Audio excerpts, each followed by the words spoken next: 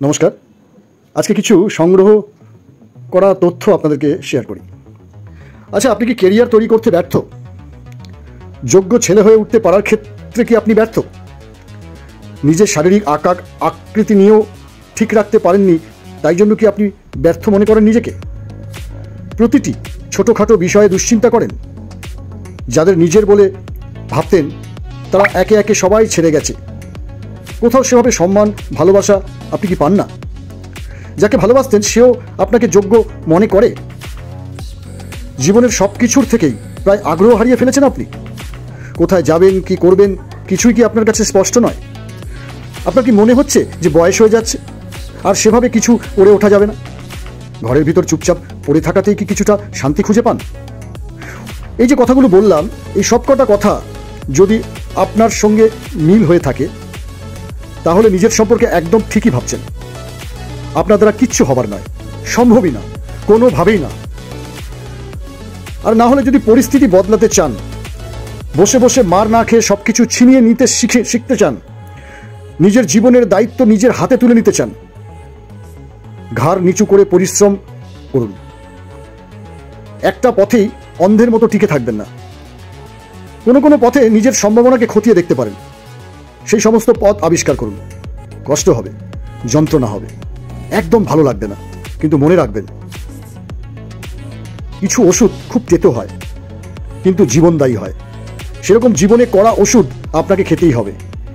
কেউ এসে আপনাকে চামচ দিয়ে খাইয়ে দিয়ে যাবে না, অর্থাৎ কেউ এসে আপনাকে চামচে করে দুর্দান্ত একটা জীবনও উপহার দিয়ে যাবে না। আজ অবধি আপনি অনেক কিছুই পারেননি, মানে আজ পর্যন্ত পেরে যেতে যেটা লাগে আর কি, সেই অবধি পৌঁছাতেই পারেননি আপনি। লজ্জা লাগে না নিজেকে এভাবে পড়ে পড়ে মার খেতে দেখে? বাইরেটা দেখুন, দুনিয়া ক্রমশ এগিয়ে চলেছে। আপনার থেকেও যারা দুর্বল ছিল কখনো, শুধুমাত্র পরিশ্রমের জোরে তারাও নিজেদের জন্য একটা সম্মানজনক জায়গা তৈরি করে নিতে পেরেছে নিজেদের জন্য। আর আপনি বসে বসে হতাশা বিলাপ করছেন। গায়ে অস্বস্তি হয় না আপনার এই জীবনটা নিয়ে? মনে হয় না অনেক হলো, এবার কিছু করতেই হবে? নিজেকে দুর্বল ভেবে বসে থাকলে কেউ আপনাকে সাহায্যের জন্য উঠে আসবে না। নিজেকে ভাঙুন, নতুন স্কিল শিখুন, একটু একটু করে কাজ করুন, একটু একটু করে উন্নতি করুন।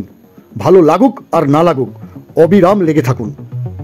আর শুনুন, যে বয়সেই থাকুন না কেন আপনি, আজই যদি নিজেকে না বদলাতে শুরু করেন, জীবনকে ইতিবাচক দৃষ্টিতে দেখতে না শুরু করেন, এই হতাশার উপলব্ধি যেটা আজ করছেন না, আগামী 10 বছর পরেও করবে।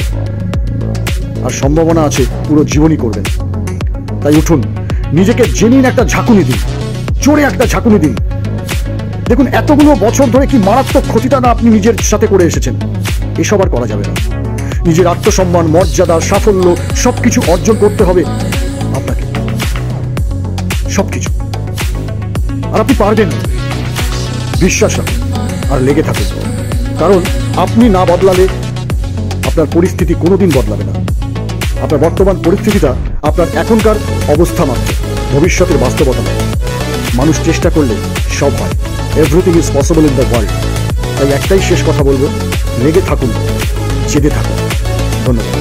ভালো লাগলে অবশ্যই শেয়ার অ্যান্ড সাবস্ক্রাইব করতে বলবেন।